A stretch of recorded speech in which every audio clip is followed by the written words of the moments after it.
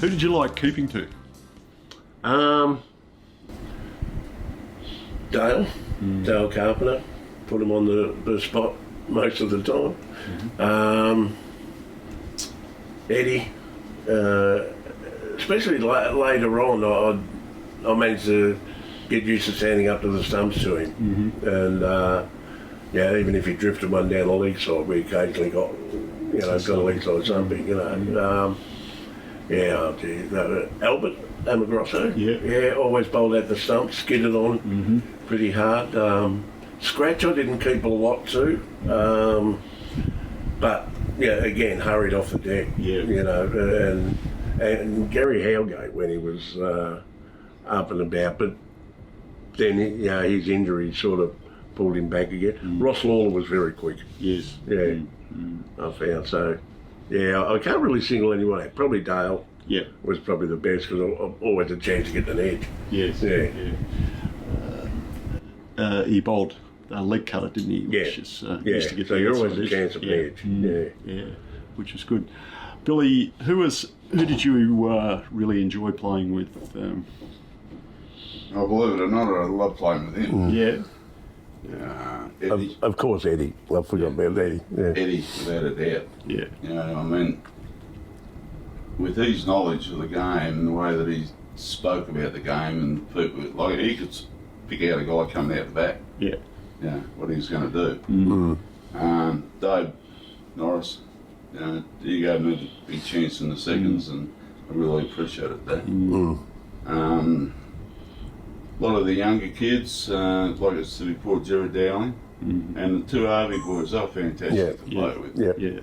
Especially Scotty Burney Keeper. I spent a lot of time with him keeping in the thirds and in the seconds, and all that type of stuff. And I think we had the pleasure of putting on the last figure stand. Yeah, might have. There was a record. 50 odd or something, wasn't it? Nearly 100. At Caulfield. We were in all trouble in the world, and we got out there, and I think I nipped him in the butt of getting 100. I think so. Who did you like playing against? I mean, everyone really says Brunswick, but was there anyone else? Coburg. A couple of sides we only played every 2 to 3 years. You didn't get to know them. Moorabbin. I liked playing at the Moorabbin ground, and back in the years we used to play at Geelong at Gardenia Park. 3GL commentator. 3GL commentator who were bold enough one day to describe me putting a catch down, and I got back to the club at Preston and everyone knew. I always liked playing against Ivanhoe. We got a lot of friends there that played it hard, and in years, as the years went on, we ended up good mates and that, But Brunswick was the highlight of the Brunswick year, was the one, Yeah. Brunswick was always play against Molly and super club. I remember Dale first saying to me when Molly was coming over, he said, we've got an import from the enemy. It turned out to be Molly, who did sensationally well. Incredible player, incredible pedigree. Billy, who did you like bowling to? What sort of besides the Muppets? There's plenty of them. But I usually like bowling the guys that are really a little bit cocky. And all that type of stuff. And you can pick like a young bloke who'll be coming out the bat or something rather like that, and Brian would look at me and I look at him, and Brian would come wandering down. He goes, "This bloke's going to charge you." Whack it about a foot outside off stump, sure enough. That sort of thing. But like early on when we were playing in the twos and all that type of stuff, and you're bowling with some pretty good bowlers, batsmen, and all that type of stuff. So they're all in their own way difficult to bowl to. So I don't think I ever took knowledge from a guy and thought, this bloke's a peanut, come on. In the seconds, definitely in the seconds. In the thirds, I was lucky because I had a few guys around me like Steve Long and Knackers, Sprigger, played a couple of games, and Paul Jones, he's your first captain. And that's a funny thing, but I played my first game in the thirds and I'm walking out with Chelsea, he's keeping. Yeah. We're having a chat and Paul's come over and gave me the ball. He said, up you go. I sort of sat there and Chelsea's looked at it and I'm like, and Paul hadn't trained for probably the whole year, fully didn't really know what a lot of people were doing. And then I said, and I come in and bowled off me 4 steps and he came up at the end of the first day and he goes, I think I'll bring you on a little bit later. Fair enough. He probably saw your physique and thought you were a tear away quick. You're a pretty good fielder in the catcher in the gully. Yeah. Jeez, I've got a good memory. Yeah. Used to pull them off there, a hard position to field. Yeah, very really. I just had good hands, I think, good coordination in there. Didn't want to chase it. Didn't want to chase, no way. So. And Brian, you're a sensational bowler and batter, as evidenced by the fact that we won the one-day competition. Exactly right. Yeah, twice. Twice We a won row. the double wicket kings. Yeah. Two wicket keepers. 2 wicket keepers. Yeah. One throwing. Yes, we did. Yeah. The first year of that was pretty serious, wasn't it? Yeah. I think we played against. I think Dave Norris and Dick Telford might have paired up, and they were pretty fair dinkum. Yeah. That's right. My partner was Maury. Yeah, Maury, yeah. Maury says, we got this in the bag, mate. Yeah. That was the end of it. That was it. Yeah. When you look back after all those years sort of playing, what are 2 or 3 of the major highlights from your perspective? You mentioned the seconds premiership. Yeah, to be part of that, seeing the first win, mate, which I wasn't involved with, but Which one? the one that Hobber got, that was great.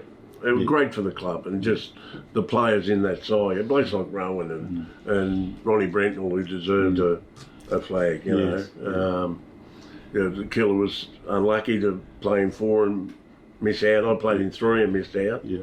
But no, that was probably it. It's more more seeing the club, come from where it had been. Like when you first started and we won a premiership early, and then to have a drought 10 right years. through there for a long time, and to play with guys.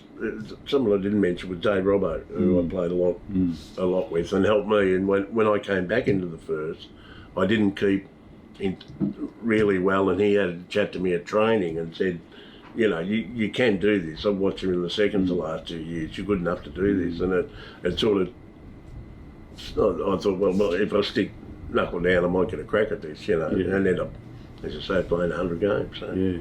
But yeah, Dave was great. Yeah. What about your highlights, Bill? Oh, definitely the premierships. Yeah.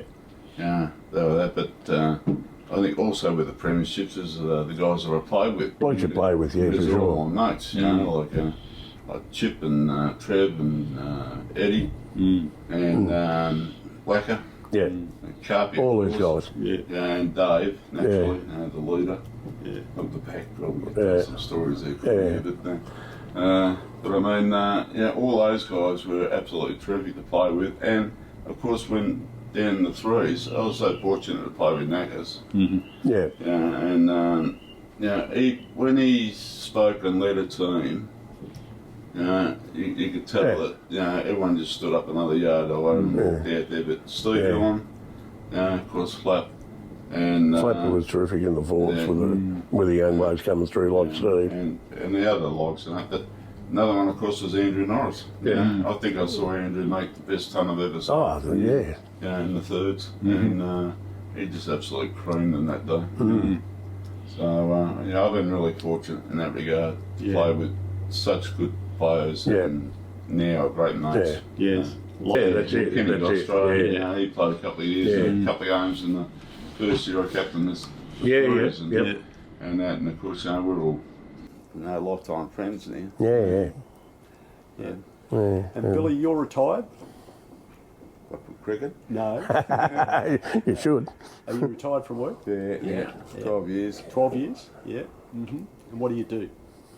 Good question, mate. Naughty Gale. Fall over. Fall over. As you can see from that. But mainly mainly just keep myself occupied with a computer and watching a lot of cricket.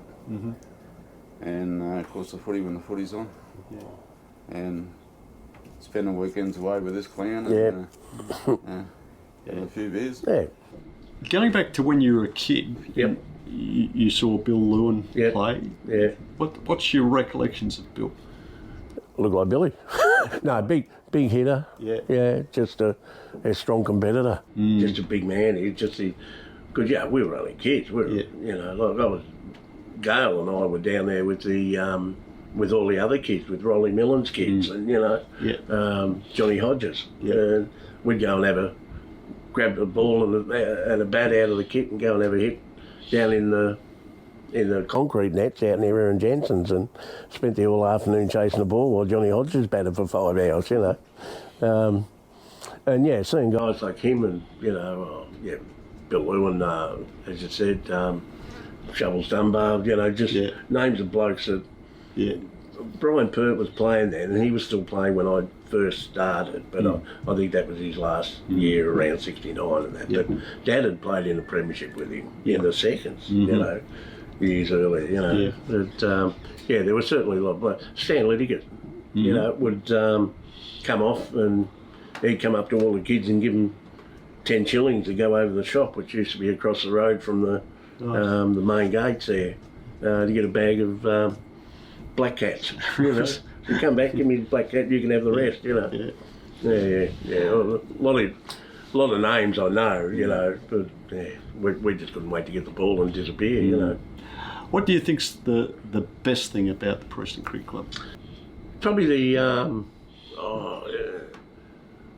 camaraderie. I defy anyone to walk through those gates that's played there, look at that stand on the ground and not smile. I don't know anyone that can't walk in that ground without a smile on their face. And everyone you see, you've played cricket, whether it's been in the thirds, fourths, fifths, under 16s, you're still related, still part of that club.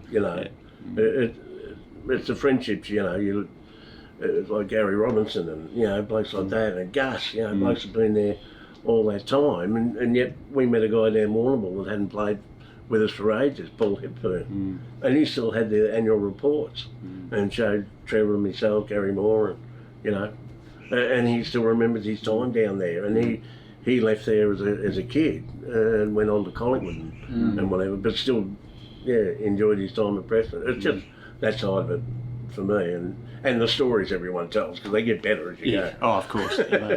And Billy, what about you? I think the club's been absolutely fantastic. Like we're talking about all the friends and all that we've made before, and I don't think there's been one person that you played with or anything else like that you didn't find that wanted to be competitive and play for the club. And I think that's one of the big winners as far as I'm concerned. But absolutely the friendship and camaraderie. I mean, the Thursday night it's after training, and there's never a segregation. No. And that's the thing that really impressed me the most. There's no segregation, no first sitting over here, second over. It was everyone. It was just there. You just sat down wherever you felt like it. And that really stood out. And playing with blokes like you played with Eddie in the seconds, and we played in the first and seconds with him. And some of the, I remember Eddie talking to. We had a team meeting, and it was Jeremy Lloyd's first game on a Thursday night. Keller Scott's all in there and said, "Eddie, how do we get him out of him?" And Eddie said, "Oh, no wuckers, just this and that, and this bloke's Dusty Springfield, and this bloke's like that." And in the end, they said, "Oh, Jeremy, do you want to add anything?" And Jeremy said, "I didn't understand a word that bloke said." So I had to interpret to him that, Dusty Springfield's wishing and hoping, and, no wuckers. I told him, but no wuckers, boss. And, but just blokes all the way through, characters everywhere. When we were talking about Eddie, when we played down at Brighton, about 45 friggin' degrees. We had blokes breaking down left, right and centre, and I think it was Eddie and me left to bowl. We bowled about 50 overs by 3 o'clock. And we had to bowl about 30 in the last bloody 3 hours or something. And we were walking up and down talking to each other while we were at the two. It's jolly cool time. Stuff. But, we come off the ground and absolutely exhausted. Just walked in the shower and turned the hot cold tap on, just sat on the ground. Yeah. And I said, Eddie, I said, you going to get a cold drink, mate? And he goes, don't drink nothing, that fish shit in. So off he went, up to sleep. Yeah, he That got was sleep, it. yeah. You know, it was fantastic. What a character. Yeah. And it would be remiss if I didn't ask you, Brian, because you were the funniest bloke I ever played with. Right. Give us a joke to finish. Oh, a clean one. Yep. Yeah, right. Because we have an audience. Right. Okay. Why don't cannibals eat clowns? Don't know. They taste funny. Thank you very much. Thank you. Gentlemen, it's been just fantastic to catch up. And yourself. Thanks, Lou. Yeah, Wonderful. And we look forward to seeing you down at the reunion on or about the 4th of December to celebrate the seconds. We'll be there, for sure. Fantastic. Thank No you. worries. Thanks, Don't mate. worry. Look forward to a cup of coffee, Lou.